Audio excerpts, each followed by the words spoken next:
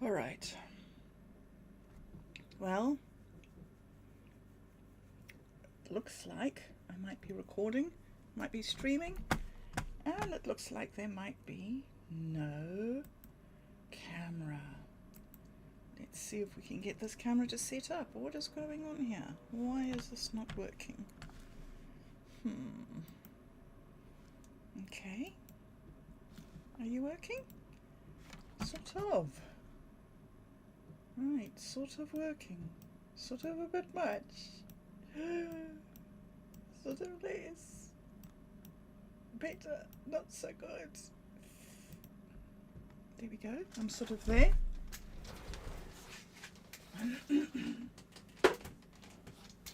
And that's gone. And I'll organize the clothing, the hair. I'm not ready. I'm not ready. I'm not ready. I'm never ready. Never ready. Never ready. I am ready though. Look here. Showered. Showered. Yeah. Right. Logitech capture. Right. Okay. Well, that says that's streaming. And this has not started coming through. And is that okay? So there's a picture. Now, well, that says that's streaming. There's volume. And all right, so there's volume, and there's picture, and there's me. And now I'm going to turn this off. What am I going to turn this off, am I? I'm going to hide this screen here so that I don't get bummed out if anybody comes and starts talking. Hopefully there won't be any talking. No data, it says. Why does it say no data? Stream settings. Okay, well, we're only starting in a minute anyway, so we're just trying to set up here. But I don't understand why it's saying no data.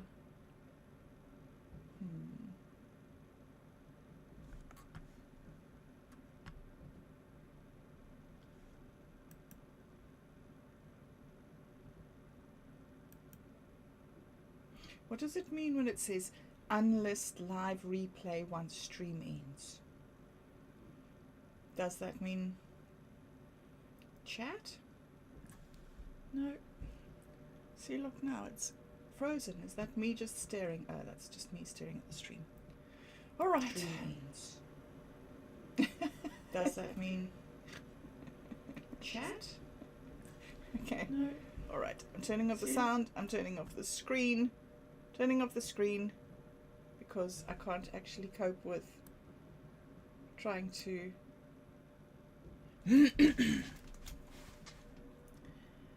trying to talk to people while I'm talking. All right, so I think we'll start. It's 9 o'clock and I'm here, and let's go. So take this, which screen? I want to move that screen and put this screen so easier. So hi guys. Right. All right. Well, I'm not ready. So at least I'm consistent with that. Not ready. But I showered and I even went for a walk, and it wasn't just a 10-minute walk. I'm getting better at this walking thing. When I was talking with Agent Orange, he was saying that the main thing that changes a person's mood, the main activity that we can introduce into our lives to alter our moods is 1 half an hour's exercise every day. Not 10 minutes or 5 minutes or 2 hours or anything. Half an hour. It's interesting. So I was doing about 10 minutes a day just so that I was doing something. Why are you doing this to me, camera? Go back into focus, please.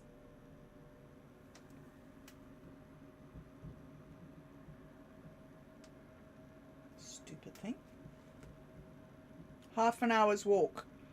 Actually, don't know how much I managed this morning because, well, in my defense, my camera cut out. My battery cut out, and so everything stopped. So it says this week so far I've done 1 hour and 31 minutes exercise. But I don't know, when does their week start? And then this was an afternoon walk. Oh, that wasn't me, that was my sister. No wonder that was such a good walk. I'm like, wow, I did so well. No, that wasn't me. Okay, let me go and see if I can find my walk from this morning. Can I? Maps? No, I don't know how to even use this. Okay, what's this? Routes just for me. A Mokoroa. No, I don't want to be in a Mokoroa. Me. What about me? Okay, so far this week, which I'm guessing is today, yeah? 31 minutes and 22 seconds, elevation gain of 36 meters. Alright, I'm good with that. I think that it's wrong, but if it's true, yay! Anyway, so, had a shower, went for a walk. Mostly went for a walk because of the whole bee thing. Can you believe it? I mean, I can't believe it. Alright, so if you haven't been following along with my sort of daily videos, if you just catch up with the week, with the weekly chat. Gosh, I'm sorry this is so disjointed today. I'm very disjointed today. But we'll just have to do our best. Do our best. So, what's happened this week that's been huge and significant and very disruptive is that I've had 4 swarms arrive in my nursery. Apiary. 4 swarms of bees. Okay, so a queen usually lasts about 3 years. She lays really, really well. She hatches and she goes on a mating flight with all the drones in the colony. Hopefully not her own colony, because those are all her brothers. Hopefully drones from other colonies, but doesn't seem to worry too much in nature. But she has this mating flight and gets impregnated by all the drones, and her abdomen increases to about 3 or 4 times the size of a normal queen bee's abdomen, and she carries all those eggs with her for the rest of her life. And the rest of her life is about 3 years. So she lays quite well in the first year, but she's a new queen, she's a virgin, so she's not a virgin anymore, but she's new at the job. So she's a bit patchy sometimes, and she doesn't quite get into it, but the second year, she's really onto it, and she has an awesome year. And then a lot of beekeepers kill the queen in the 3rd year. But in nature, what happens is that over time, there are less and less eggs. This is very irritating to me that this camera is popping in and out of focus, and I don't know why it's doing that. Because I didn't think that there was an auto focus on this. And where would I find that speaker? This is field of view. It's resolution. I can't see anything. Advanced settings.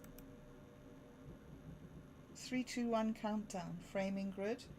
An enhanced screenshot. No, I don't want any of those. All I want is to turn off the autofocus. What's this? Watermark? Do I want a watermark? No, thanks. Text overlay, I don't need that. Scene effects. Aha, scene effects are that I can put on a pretty picture. Is this going to work? Pretty picture. No? Source 1? No? Source 2? No? Okay, I was talking about queens. Sorry, so we're going to just have to cope with whatever it is that's making this fade in and out. I don't know why it's doing that. I can't see anywhere where there's an autofocus that I could turn off. Okay. Anyway. All right, I'll stop fussing. I'll tell you about queens. So, the queen goes on the mating flight. She lays well for about 3 years. But then after that, her laying, her laying tails off. And so for the colony, for the health of the colony, the worker bees make queen cells, which are just larger cells, and they feed whatever egg is planted in that cell, they feed them with royal jelly. And so instead of developing normal bees, they develop a queen bee who then goes on their mating flight. But when she hatches, the first one of the queens to hatch kills all the other queens. So then there's dead queen smell in the hive. So the queen that's there then realizes that her turn is coming. So she gathers up all her close sisters and she swarms and she flies away. And she leaves her hive to this new queen that's on a like sort of killing spree. So it is common in spring for hives, for bees to swarm and fly off. It's very odd, though. It's very odd, though, that 4 swarms would swarm to one nursery, apiary. Especially since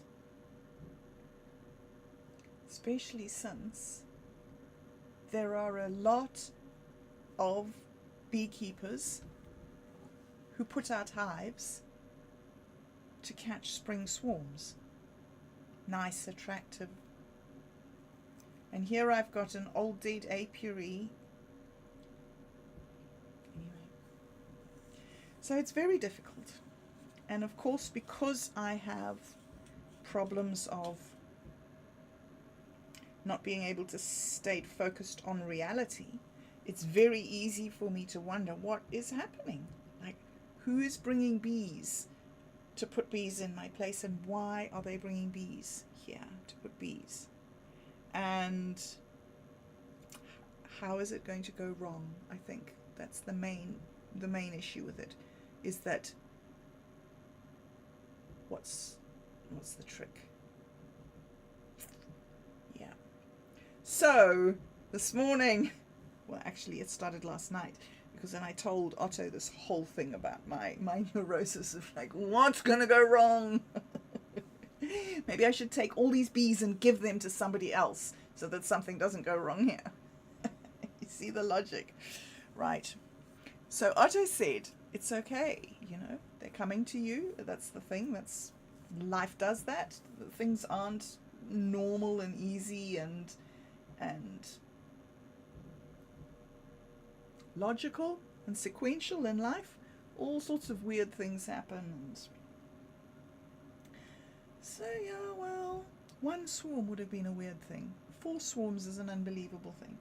And so yesterday he said, and I know you guys all say these things to tease me, he said, another one's coming tomorrow. Right. So I had to go down first thing this morning to check to see if the other one has come. And of course, I've got another, it's 9 o'clock, so another 12 hours that I can agonize all day about this. And then what will happen is that, because, you know, the universe is deliberately trying to psych me out, it'll wait until tomorrow, and then I'll get... Me oh my. So that was me trying to get ready for this morning. I had to have a shower, and I had to go and see if my other hive was here yet. Now after this show, I'm going to have to go and see if my other hive is here. And then at lunchtime, I'm going to go and have to see if my other hive is here. And then, because now I've got this idea that all the hives in the world are going to come. Yeah. Bit of an extremist, hey? All right, so that's quite an interesting thing. It's quite an interesting thing. It's very exciting. It opens up a lot of possibilities and options. We talked a lot about getting the apiary up and running again last spring, and we didn't do it. And I was really disappointed and thought, oh, you know, we're such failures. But then Callum was diagnosed with cancer in April. So it's no wonder we weren't getting, I mean, because the cancer was there, we just didn't know. So it was no wonder that things were falling behind on the orchard. And it's wonderful now because he's got a new pack house, a new management company. Things are working properly. He's got a whole lot of maintenance work that's being done. You know, the beams that go across the top to hold the kiwi fruit are wood, and so they rot because it's so much rain here. You have just no idea. It's very wet. Things rot very quickly, and so the supporting beams rot and the vines collapse. So they've been replacing all the wood with ag beam, which is aluminium. Yeah. So, you know, the kiwi fruit's looking really nice. The avocados are very overgrown, you know, on the grass underneath the trees, but full of buttercups. And the bees are working them. So I don't know, maybe that's why they're here. Maybe that is why the bees are swarming over to this old apiary, because it's surrounded by all these flowers that we haven't, you know, we haven't kept the orchard mown because we've been struggling. Also, another odd thing happens that's sort of added into that whole situation was that the neighbor next door, who, oh, he's a great guy, he was fixing the roller for the mower, so that the mower goes on the back of the tractor, and it mulches as it mows and mulches together. Because orchards and, you know, that stuff. So the roller for the mulcher, there was a problem with the bolts on the end. I think there was a crack or something. I don't know. I'm a girl. But anyway, so Pete over the road was fixing the roller for the mower. So it hadn't been done for a while, and the grass started growing, and the buttercups started growing, and everything started happening. And a couple of weeks ago, 2-3 weeks ago, Pete and his friends were off riding their Harleys along, and somebody, I think, don't know the exact story, I was told, I think that the guy in front braked really suddenly, and Pete drove into him and into the ditch on the side, and the seat on the Harley, the bar that keeps the seat together, the bar was twisted and the seat jumped apart or something, and Pete's whole pelvis was split open. Can you believe that?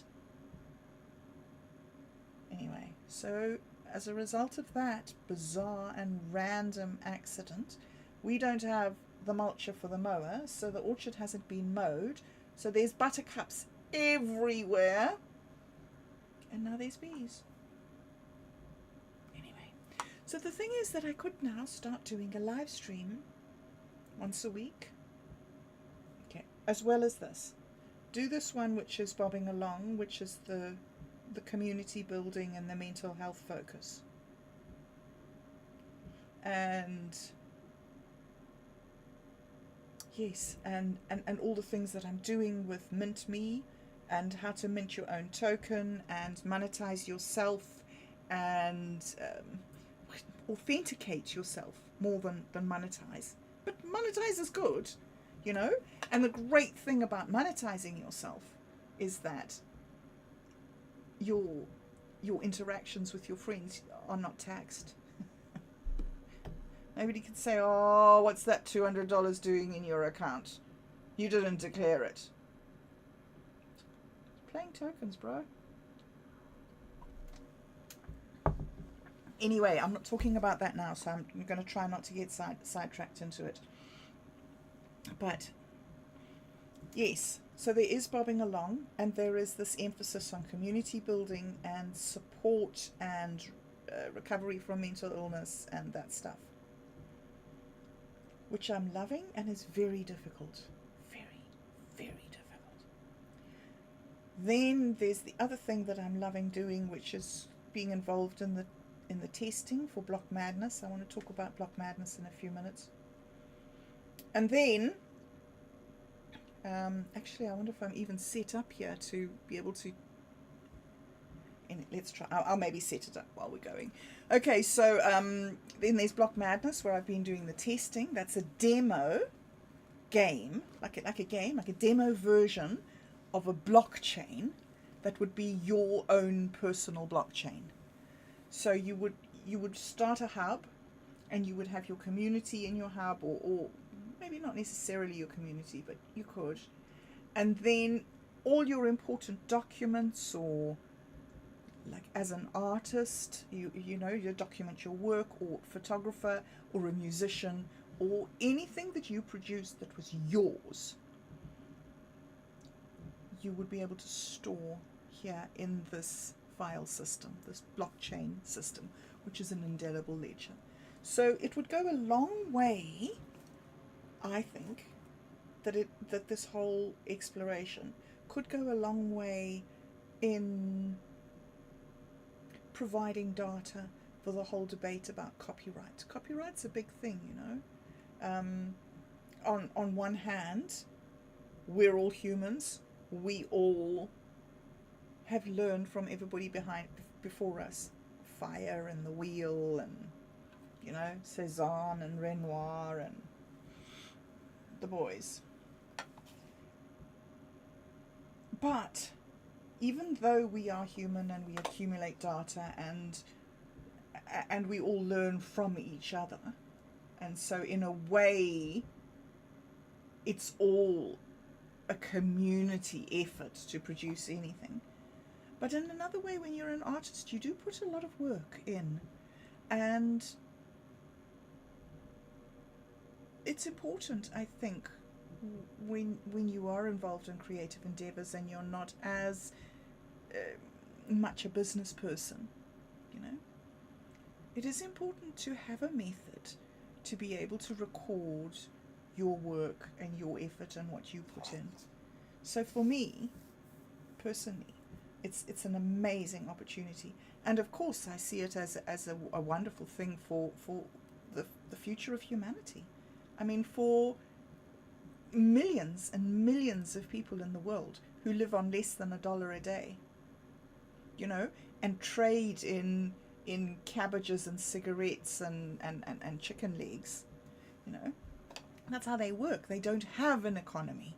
So you're not even talking about replacing their economy with something else. It's just like giving people an opportunity to have a formalized economy, because the bankers won't look at them or help them, because bankers will only help people that they can fleece. So the very, very poor, the bankers aren't interested in, so they never get ahead.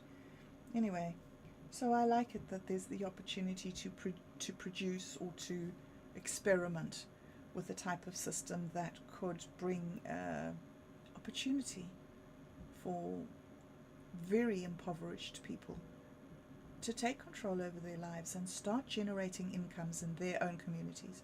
And since Bobbing Along is all about community, even though mental health community, but I mean, poverty generates all the symptoms of mental illness, all of them. High levels of anxiety, high levels of psychosis, inability to focus and concentrate, and inability to plan for the future, decreased levels of cognitive functioning and executive decision making, all the symptoms of mental illness are found in impoverished communities.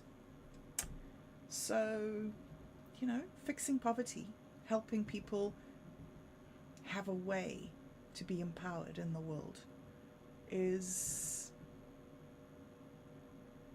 I remember once I was teaching a class, we were talking about the geography of Southern Africa, and I was trying to explain to them that it didn't matter if you lived in a rich country if you had a whole lot of poor countries around you.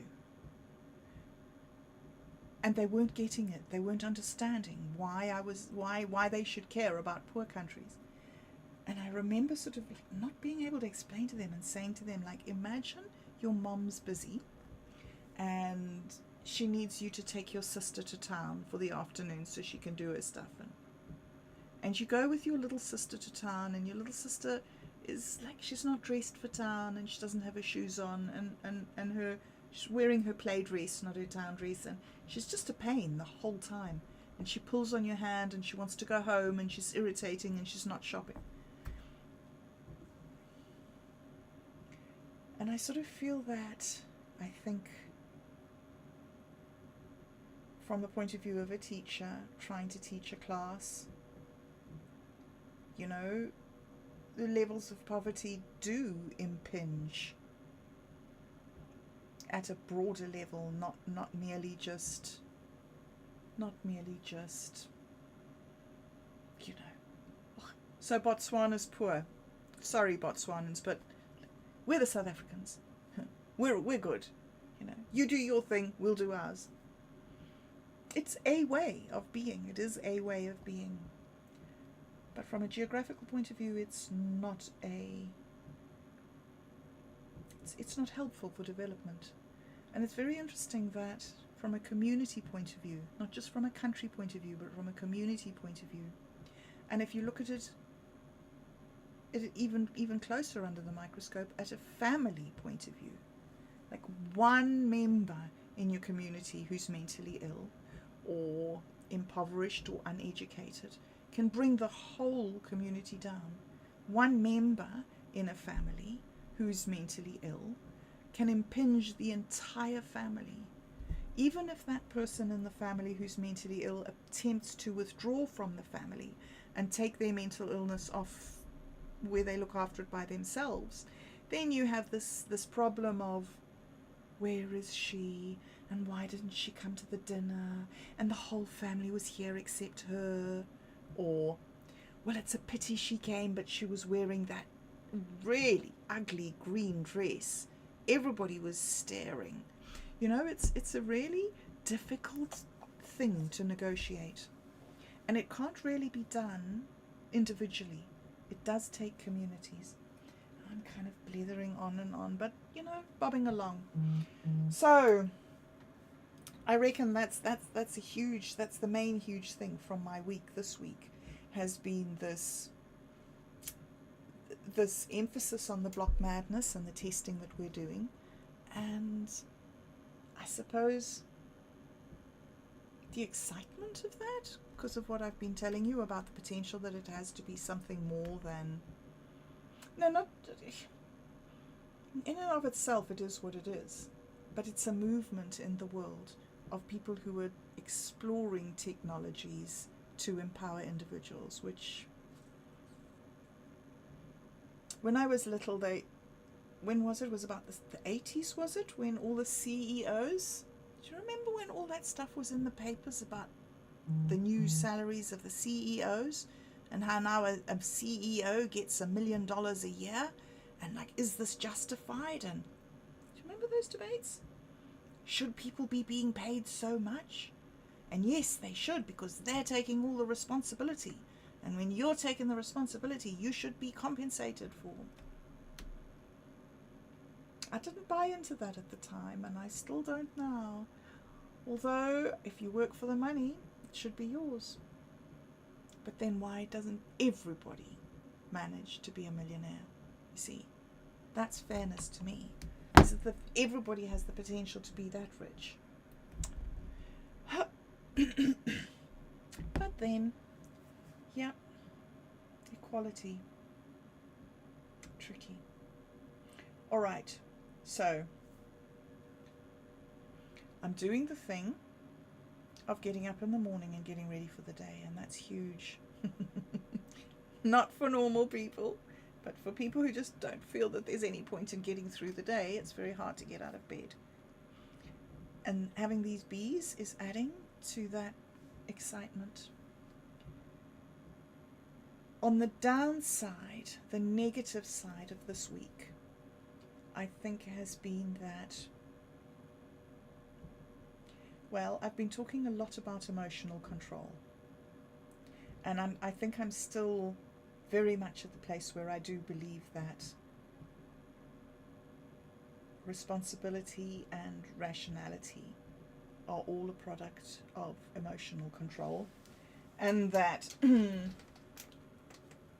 calling mental illness is probably actually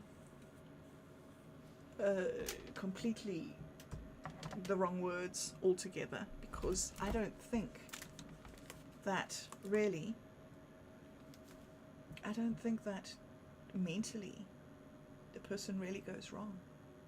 I think emotionally a person goes wrong, and the wrong amount of hormones are being pumped into a person's body, and the way to deal with the hormones is not imprinted either through trauma or through bad programming or through fear or any of the reasons.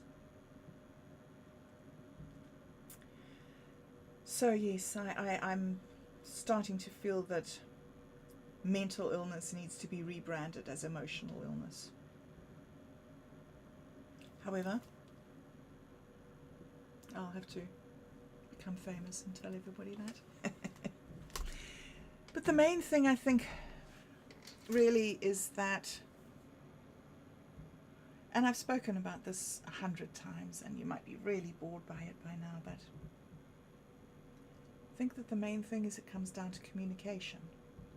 It comes down to be able, not just to have people to talk to, because when you're mentally ill, you either chase people away from you by your bad behavior, or you retreat from people so that they won't leave you because of your bad behavior.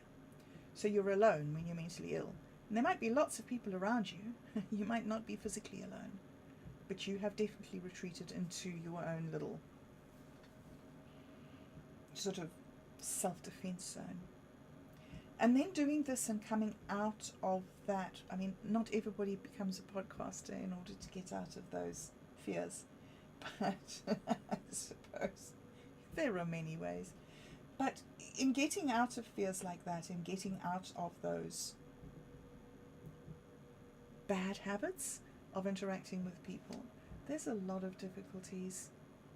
I mean, I find, for one thing, that having spent 18 years in the mental health system, they have a way of speaking which is not necessarily found out there in layman's land. And so you go out to normal society and you start talking about things that the mental health, this and that, and people are like, what are you on about? So that's been one difficult thing. The other difficult thing has been, of course, using the language of Africa to try and communicate with the people of New Zealand. I thought that we all spoke English. And I guess it's even harder now trying to speak to Americans as well, because Americans don't speak African English either. So, yeah. Oh, me, oh my. Okay. So, the difficult thing, communication, misunderstandings. So difficult. So difficult. I don't really know. I'm kind of a bit flummoxed with the whole communication thing.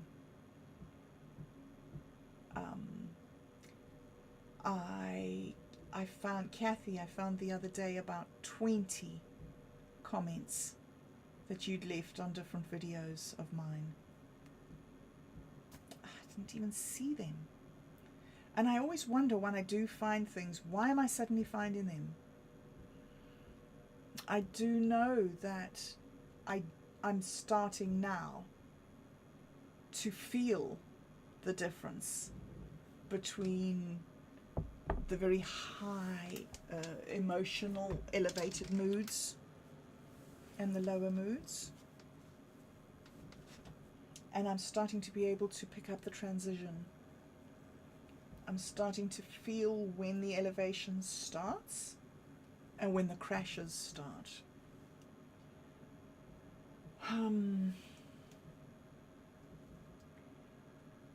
But it's still, it's not easy to intervene. So, Kathy, I found all these comments and I tried to reply to some of them. And while I was doing that, I started thinking, I wonder when I last spoke to Kathy. And we were speaking every day, and now it's like 3 weeks later.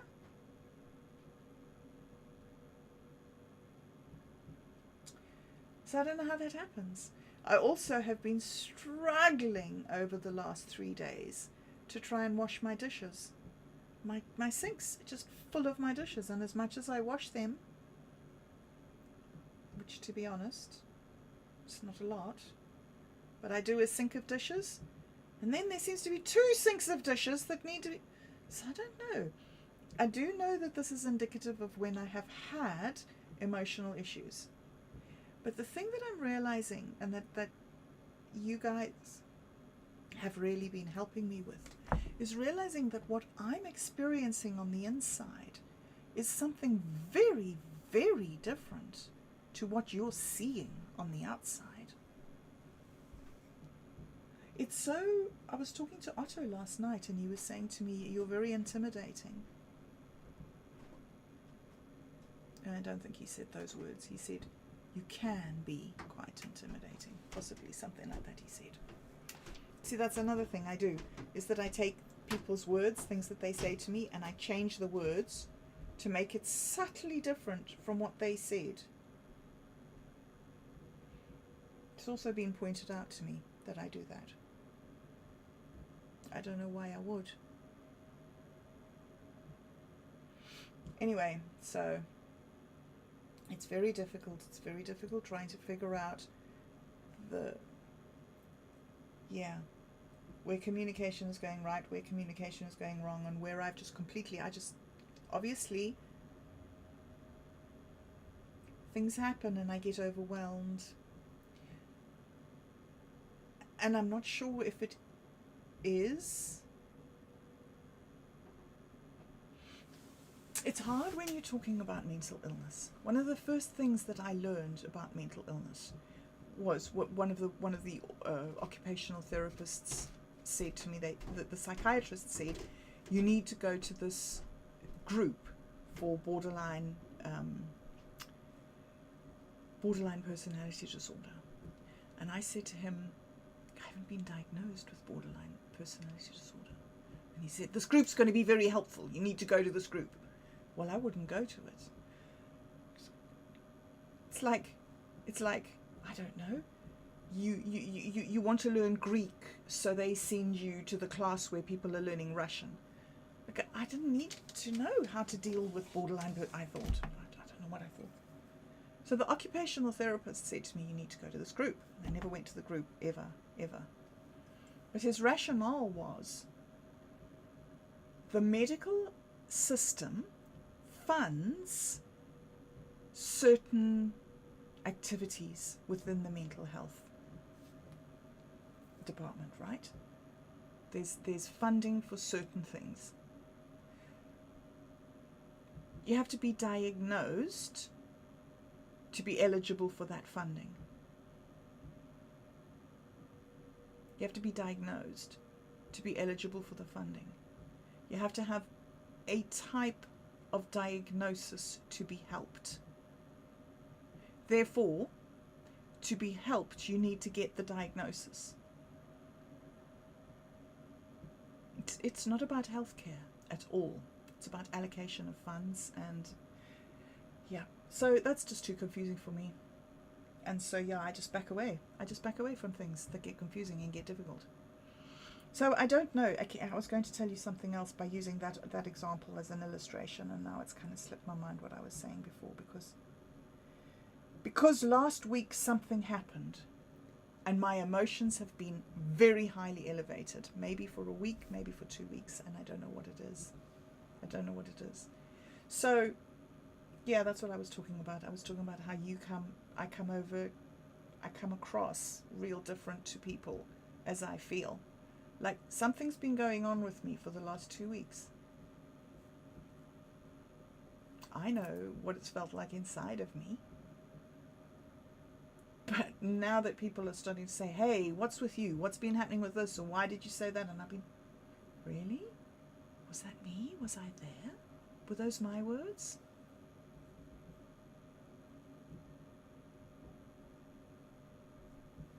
And it's so hard also because so many of the talks that I have with people, I don't just talk to one person about that thing. I talk to 3 or 4 different people about the same thing. And generally, I manage to get a core of advice, do this or do that, or think this, or this is what really happened, or whatever. And so by talking to a lot of people, I can generally try to get consensus of what reality is.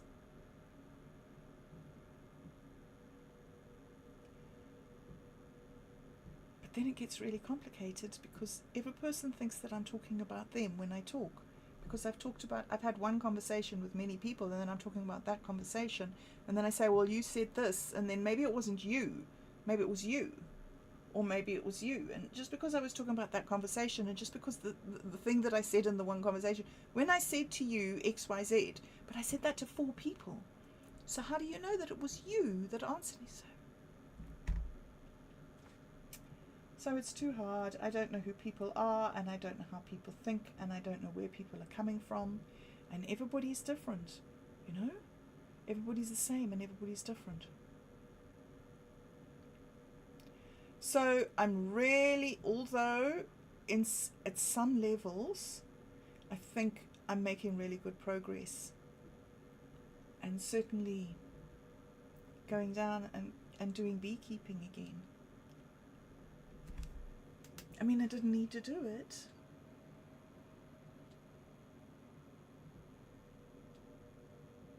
If there's just a random swarm and it happens in nature, they can look after themselves or not. I don't necessarily need to. But actually, just making that decision myself and doing it myself, that's actually been... Yeah, I'm pleased with myself, I think.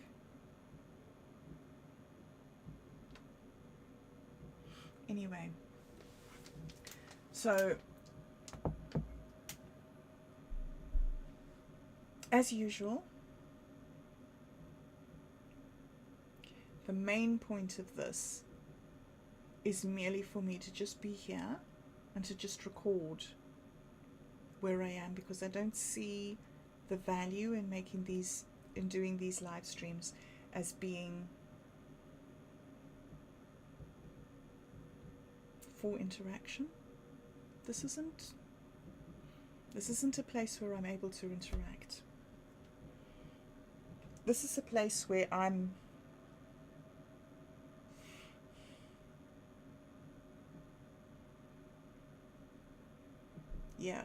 don't understand it. There's a level of accountability. There's a level of forcing myself to do something in public. There's a level of knowing that I have to be ready to do this. I have to... Damn it.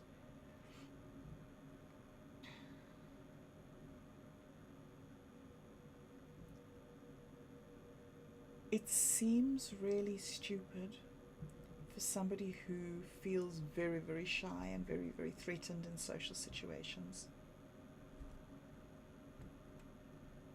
to take somebody else's tool, like podcasting or live streaming or whatever, which is designed for interaction, and to attempt to change it, to make it into something else.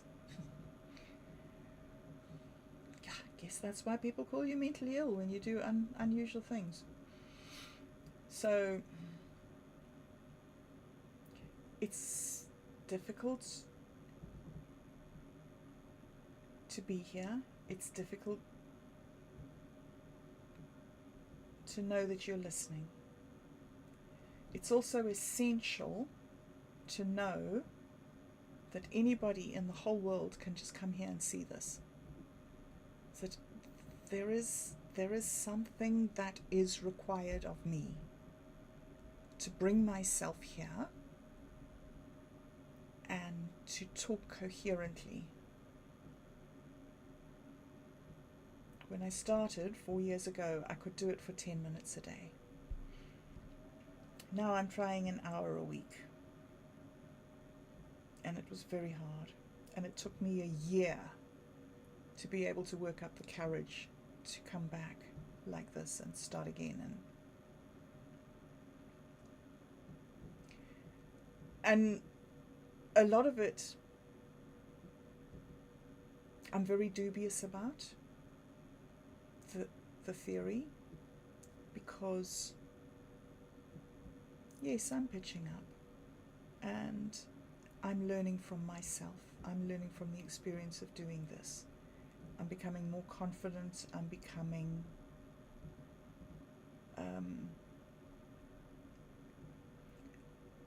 you know,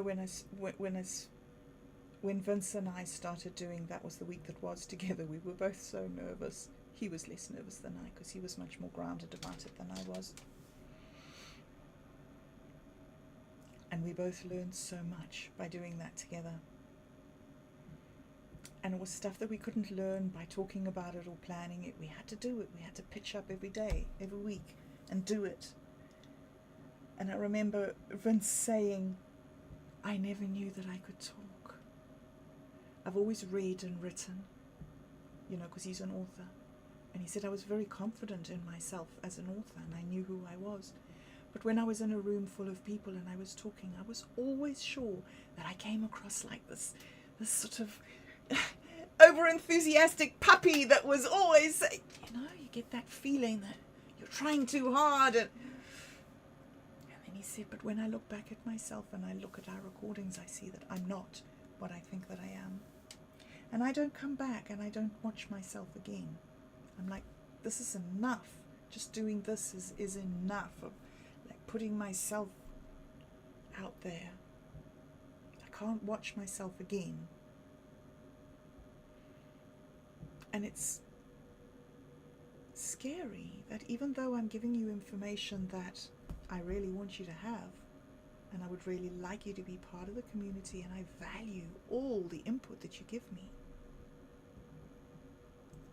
But the scary, scary thing is that I don't watch you talk. I don't watch you.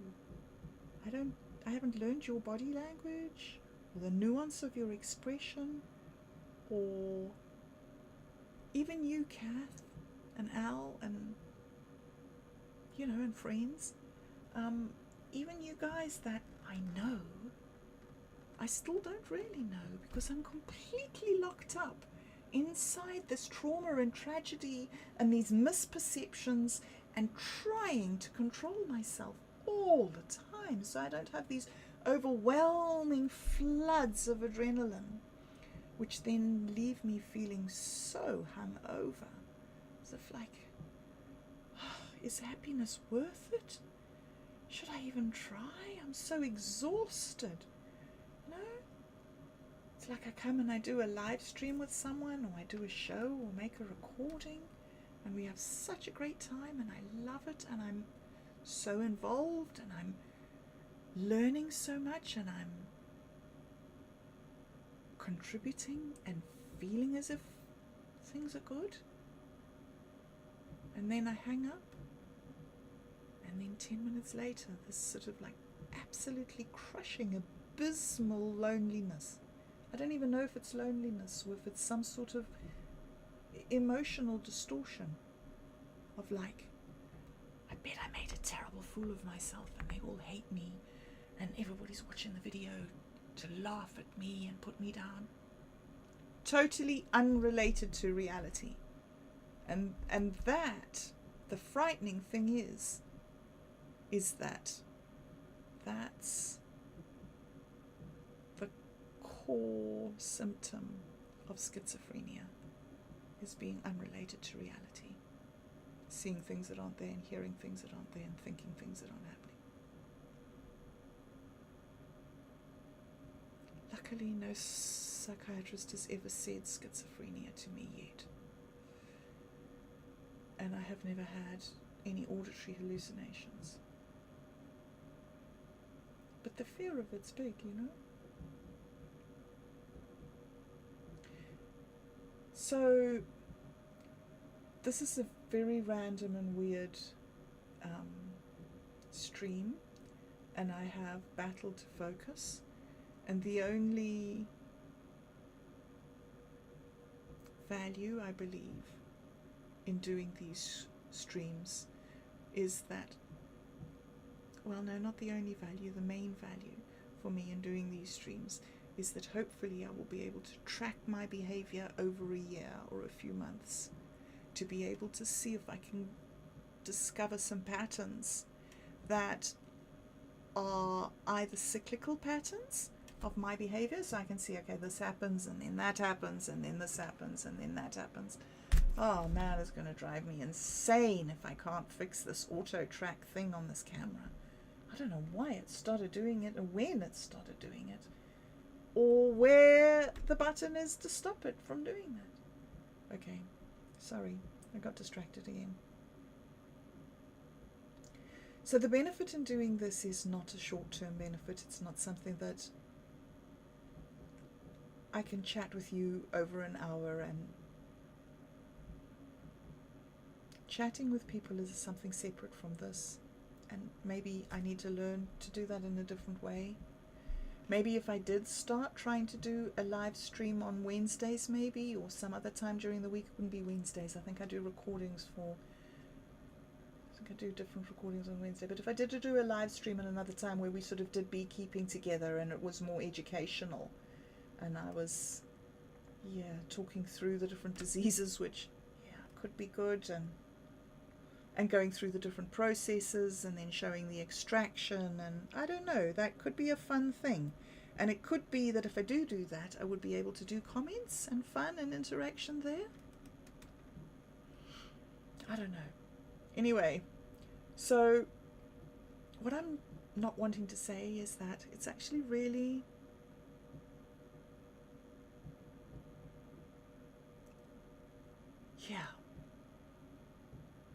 you're getting to know me, and you think I'm getting to know you, but I'm not getting to know you, because I have a million different walls in my head that say, don't believe this, don't listen to that, don't think about that, that's not true, that's not going to happen, stop, don't.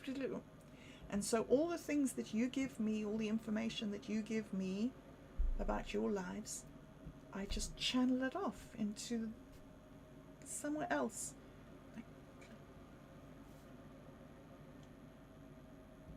And then I sit here and I just look like a human being. I don't look like Madland. And so you don't believe me. And so then you treat me as if I'm normal. And then I'm not normal and I psych out. And then you get really hurt and sad and offended.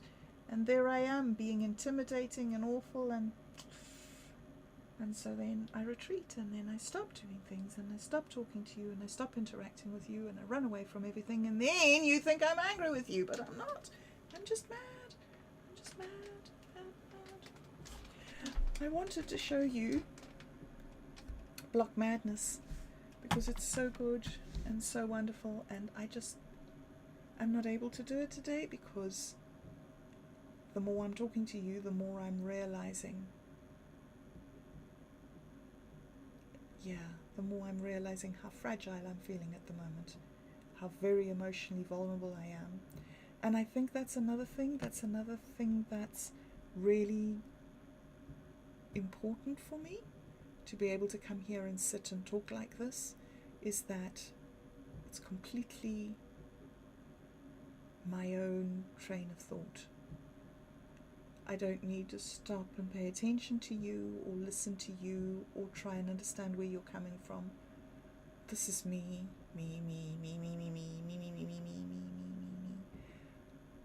And it takes a while.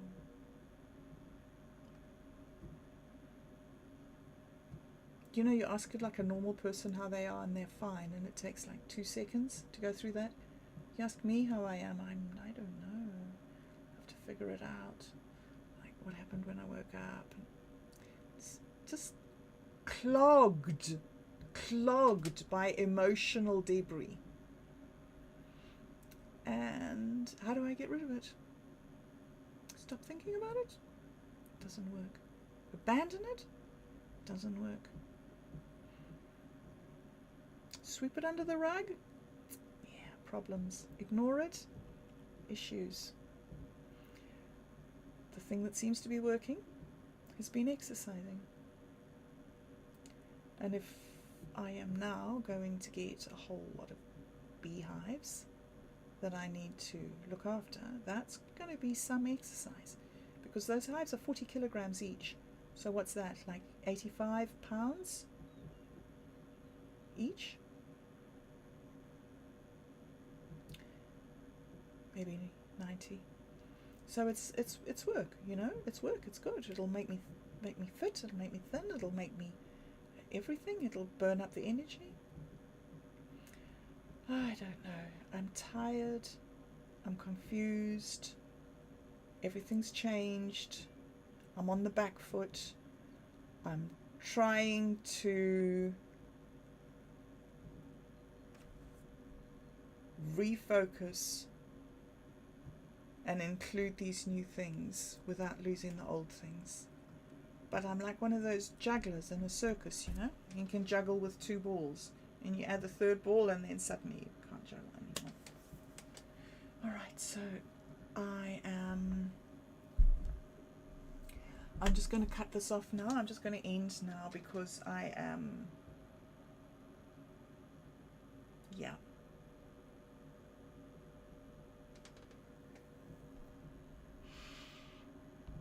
I'm battling. I'm really, really battling. I am battling to establish the relationships. I'm battling to maintain the relationships. I'm battling to feel that I ought to continue and that I deserve this, because I'm like, this is all going to go away again in a minute. So we do the thing and we carry on and we go forward. Coming up in this week ahead, I am going to be doing more beekeeping. I'm going to be trying to release more short videos while I bring the apiary back, and perhaps try and get my equipment established to try and do a weekly thing. I am going to try and keep on with the work that I've been doing on MintMe, the stuff that I've been doing with the poetry. That's really important to me, and it's been 2 days and I haven't posted a poem, and that's really, yeah, something valuable, something that I'm still trying to understand why it is that I am comfortable to talk to people in poetry and to read poems that I don't quite understand, whereas conversations frighten me. I mean, I can engage with a poem that I sort of don't quite understand, but have a conversation with a person. Yeah.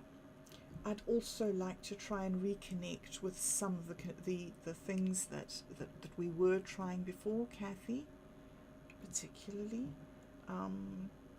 And then of course there's the visit down to Christchurch, Al, that we talked about a couple of days ago. So we're going to get together then. So it's just, yeah, turmoil day to day, too much excitement, emotional hangover, and too hard. And the thing is that, yeah,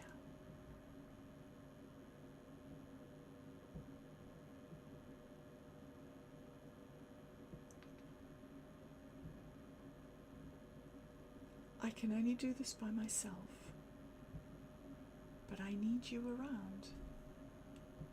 It's a very hard, strange thing to figure out. And I think that I'm over being able to talk about it at the moment.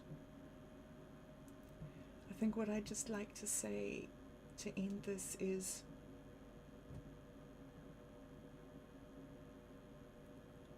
whatever it is that you do for me that I'm not understanding yet, and just getting glimpses of it. Thank you. Thank you.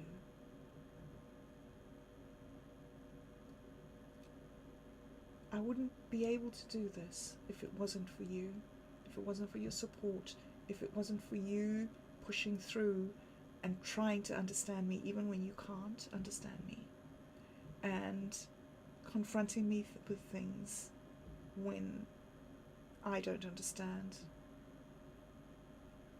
the implications of my decisions,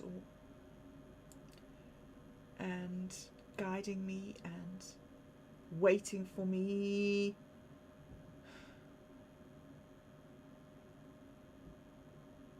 I know that I'm not just spontaneously healing after a certain amount of time, because I spent 18 years on welfare and in the mental health system, and it didn't happen.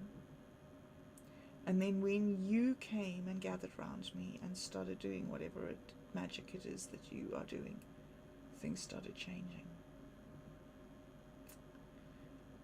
I would very much like to be able to use this experience that I'm having here in being able to talk like this and being able to interact with you and learn this stuff. I would really love it if we could somehow, something could somehow come of this that could generalize out to other people. And I'm kind of certain that you've already got your plan and you're already helping more people than just me. Yeah, but I would really like to be part of that, helping people. You know, I love being one of the helped people. It's beyond awesome. But one day I hope that I can graduate. I don't want to be one of the helped people all my life. I would love to be able to be one of the people that could do the thing. So, this coming week, my main focus is in Block Madness and Mint Me. The meeting,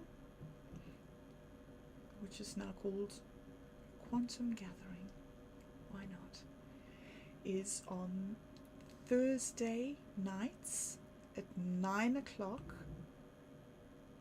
Eastern Time in America.